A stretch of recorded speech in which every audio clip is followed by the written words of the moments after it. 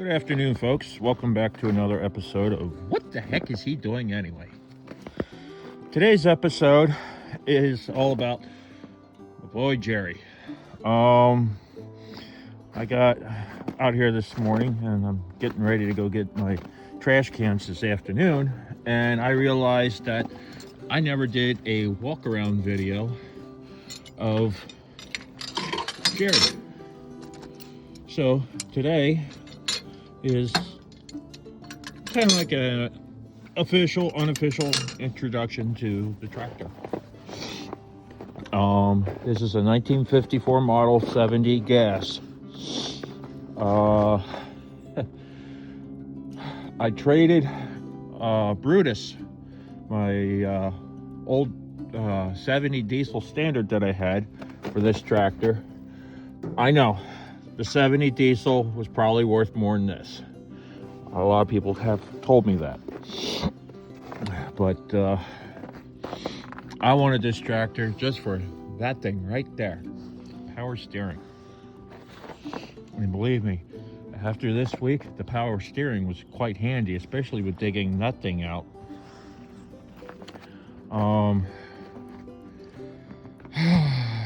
Obviously, it's a row crop.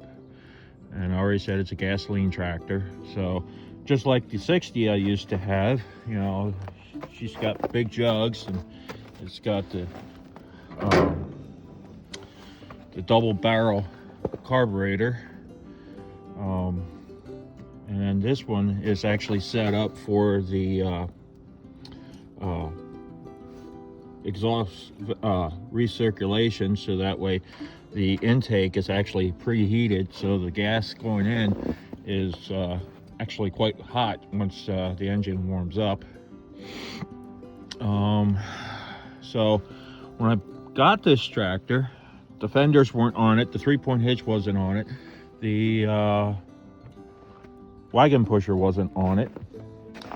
Wagon pusher I got from local salvage yard. That was about $100 some bucks. The fenders came off of a 3010, and to get those refurbished, both fenders after they were refurbished cost about the same as one brand new fender, new. That's including the lights and everything on it. The power steering is obviously aftermarket, and frankly, I rather like the power steering setup on this versus the factory.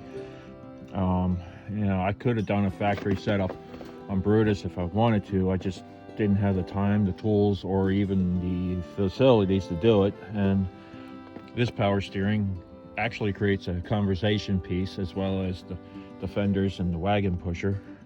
Wagon pusher is not a factory option. It's an aftermarket piece.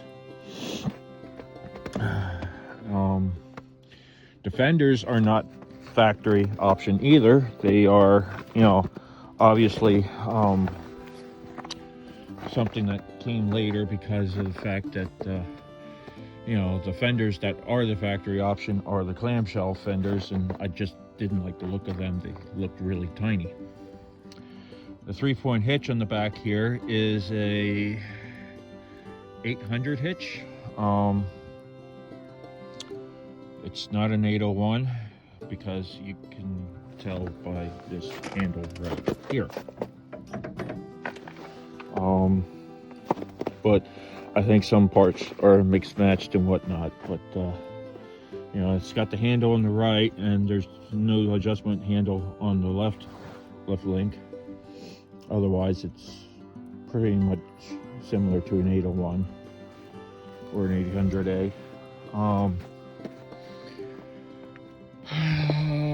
The exhaust stack, that's aftermarket, that's Steiner catalog. And eventually I'm going to get the hitch repainted. The fenders, I painted those myself. They came from Jimmy Yerger, as well as the wagon pusher in the front came from Jimmy Yerger.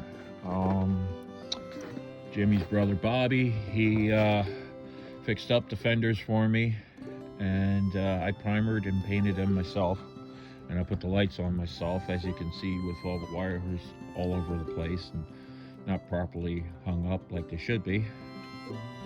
And everybody asks me, why do I name my tractor Jerry? Well, that wasn't my idea, actually. That was one of my followers, Cole. He is the son to my cousin Blake, and when he was a young lad, or younger lad, I want to say, his thing was to always name his dad's tractors, and he picked out Jerry for this particular tractor. He was actually my inspiration, if you want to say, for naming the 70 diesel Brutus. The only reason I named that one Brutus was because it looked like a brute. So yeah, Jerry kind of stuck, and I think my grandfather had a mule named Jerry, and the way this tractor acts a lot reminds me of a mule. It pulls hard. It's a very strong tractor for its size and its age. I got a 3-bottom plow over here from my stepson. It just plays with that, and I got the 7.5 foot heavy offset orchard disc over there. It loves that, and there is my John Deere Keefler Brothers. Was that a 15-12 subsoiler? It goes down a full 25 inches, and Jerry just chugs along in second gear with it. So anywho, that's my walk around for my John Deere 70, and I'm gonna get it fired up. I got some trash cans I gotta go get. Let's see, just double check that I got the gas turned on here. Yep. Always turn your gas off when you're not using it, folks, because, well, me personally, I have some bad experiences with there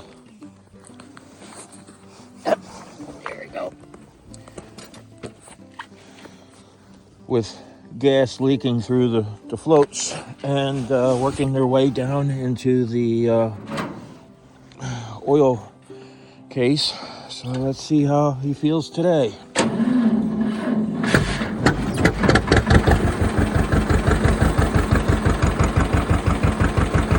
Well, folks, I'm going to end it right here, and Jerry's in a unique mood today, and I think we're going to go play. So talk to you later, and we'll see you on the next one. Thank you for watching.